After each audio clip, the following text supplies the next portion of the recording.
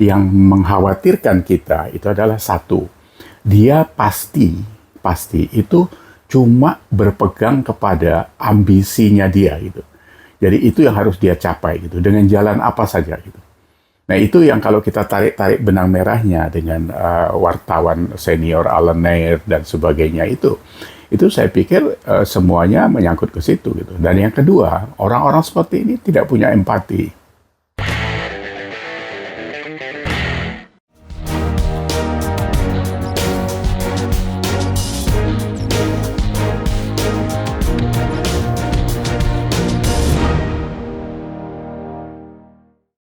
Semangat pagi, semangat Indonesia. Kita ketemu lagi di Respon. Kita lanjut ngobrol sampai masuk masa kampanye pemilu dan pilpres nanti itu. Tadi pagi ngobrol dengan kawan-kawan sambil sarapan pagi. Banyak tambahan informasi lagi yang seru-seru. Jadi yang paling seru tadi itu adalah isu bahwa Bu Megawati itu berantem sama Pak Jokowi gitu katanya. Jadi sudah pasti Jokowi nanti mendukung Gerindra karena katanya Pak Jokowi akan dijadikan ketumnya Gerindra setelah Pak Prabowo jadi presiden. Seru ini gitu. Nah ini sebenarnya kalau kita tarik-tarik dari apa yang kita amati sebelumnya ya memang ada benang merahnya semua. Ini yang dikatakan apa itu rencana memecah belah itu memang sudah makin kelihatan gitu, dan itu memang strategi yang pernah disampaikan oleh Pak Prabowo, ya kita bicara aja Pak Prabowo, bahwa strateginya kan memang kayak gitu. 2019 pidatonya di mana-mana sama gitu. Jadi kalau mau mengalahkan saingan ya harus diburuk-burukkan, harus dipecah dan sebagainya. Dan termasuk statement yang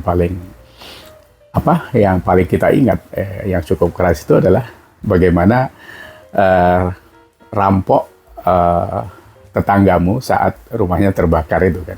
Itu strategi luar biasa. Jadi kalau kita kaitkan ya memang itu bisa dibuat gitu. Dan sekarang ini itu kayaknya sudah dijalankan gitu. Jadi kenapa beliau wirawiri ke Solo, kenapa mepet ke Gibran sampai menawarin wapres dan sebagainya, itu supaya membangun image bahwa kedekatan dengan Pak Jokowi itu begitu intens gitu. Nah, begitu nanti di ujungnya sekarang ini sudah mulai terasa. Jadi ada isu Pak Jokowi berantem dengan Bu Megawati gitu. Nah, kalau ini berantem berarti kedekatan ini benar dong gitu. Ya, apa saja bisa dilakukan karena ini memang pertarungannya ini cukup alot nanti sebenarnya gitu. Karena apa?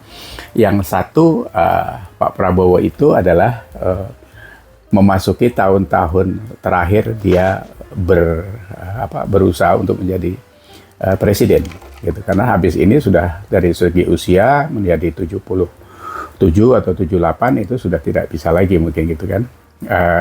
Dari segi fisik memang sudah banyak dipertanyakan juga gitu. Nah pada saat 2029 itu saingannya sudah lebih yang muda-muda lagi mungkin gitu. Jadi kalau dikatakan umur 40-an main di situ, kalau sekarang kan Pak Ganjar masih di 55 ya kalau nggak salah saya itu.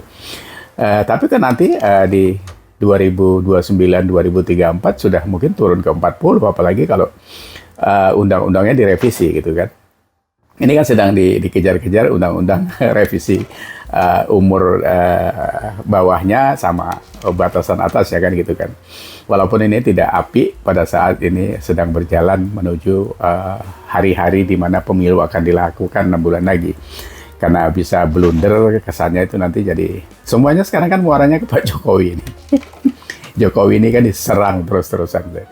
Ada yang pura-pura baik, ada yang terang-terangan ya. Kalau kelompok-kelompoknya Rizal Ramli, Amin Rais itu kan kemarin baru dari KPK juga bengok-bengok yang terus nggak diterima KPK, ngamuk-ngamuk gitu kan. Ini orang-orang tua, ini orang-orang punya kurang kerjaan semua gitu.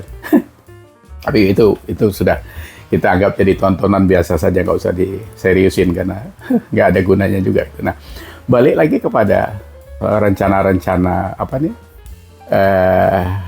kontestasi persaingan pada pilpres ini memang harus dicermati, khususnya kita pendukung Pak Ganjar Pranowo yang sudah di-endorse Pak Jokowi ini. Jadi harus kita cermati, nggak bisa kita selayang pandang begitu saja. Seperti kemarin Gibran juga hampir kena jebakan dari PSI. Itu semuanya ini orang-orang yang ada kaitannya dengan satu capres itu gitu. Jadi nggak bisa kita anggap ini kejadian biasa dan tidak ada rencana. Tidak, mereka semua itu penuh perencanaan. Karena dengar-dengar mereka juga sudah punya konsultan dari luar gitu. Jadi ini yang harus diwaspadai gitu. Nah, alhamdulillah lah kalau sekarang Pak Ganjar Pranowo sudah kembali menyalip elektabilitasnya sudah menyalip Pak Prabowo lagi. Walaupun masih 2 strip koma gitu, tapi kalau dibandingin BAB kan sudah ketinggalan jauh gitu. Jadi nggak usah kita hitung-hitung, dia masih 2 tikungan di belakang gitu kalau kita kalau kita bicara seperti MotoGP gitu kan. Nah, yang perlu terus diamati adalah bahwa kenapa kita harus mewaspadai agar Ganjar Pranowo ini betul-betul bisa menduduki kursi presiden tahun 2024. Jadi jelas tujuannya karena Pak Jokowi sudah merepondasi semua persiapan-persiapan Indonesia untuk tahun 2034 menjadi Indonesia maju dan Indonesia emas tahun 2045. Ini tidak gampang gitu. Jadi ini yang harus menguatkan kita untuk membangkitkan kita berjuang untuk Ganjar Pranowo itu. Kalau tidak dia nanti yang megang ini menjadi setback, blunder nggak karu-karuan gitu. Itu yang kita takutkan gitu. Nah, tipikal yang sekarang ikut capres ini kan kita sudah tahu. Kemarin juga lagi viral masalah NPD itu kan. Jadi narcissistic personality disorder itu. Nah, itu ada yang diidap oleh salah satu capres itu. Jadi garis besarnya bahwa kalau orang mengidap itu atau secara psikologis itu adalah seperti penyakit mungkin ya. Kalau boleh dikatakan seperti itu. Jadi itu orang seperti itu suka diangkat-angkat. Jadi dirinya minta terus divalidasi oleh orang-orang sekitarnya bahwa dia mampu, dia keren, dia tegas, dia berjiwa kesatria dan sebagainya. Nah, di dalam itu ada yang 2 catatan yang harus digarisbawahi yang mengkhawatirkan kita. Itu adalah 1, dia pasti itu cuma berpegang kepada ambisinya dia gitu. Jadi itu yang harus dia capai gitu dengan jalan apa saja gitu. Nah, itu yang kalau kita tarik benang merahnya dengan wartawan senior Alan Nair dan sebagainya itu saya pikir semuanya menyangkut ke situ gitu. Dan yang kedua, orang-orang seperti ini tidak punya empati.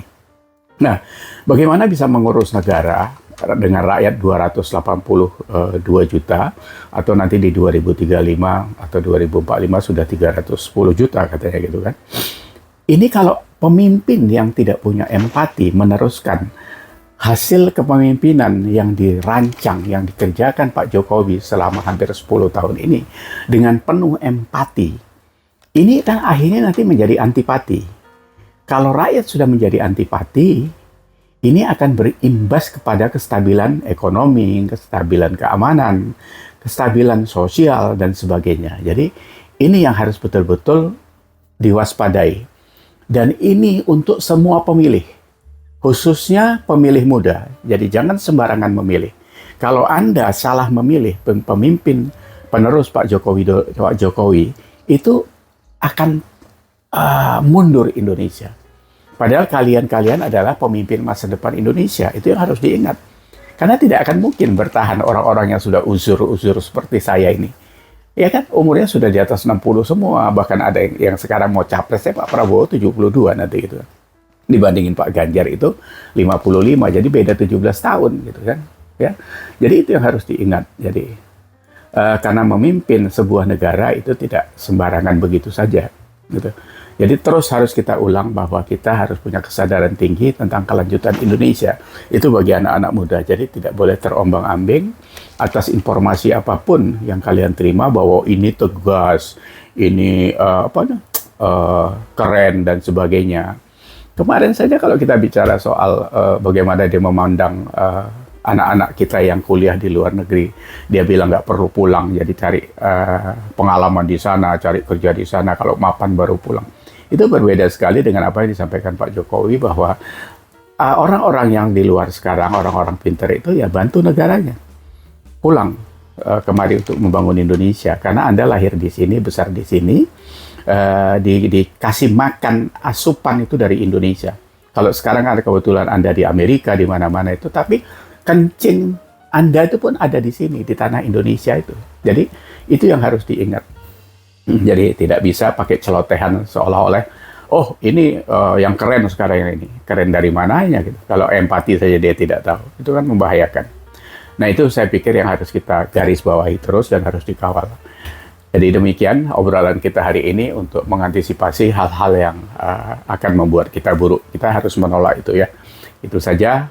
Terima kasih sudah menyimak, direspon. Sampai ketemu lagi di obrolan yang lebih membangun untuk Indonesia. Semangat untuk Indonesia, ya. Sehat untuk Indonesia.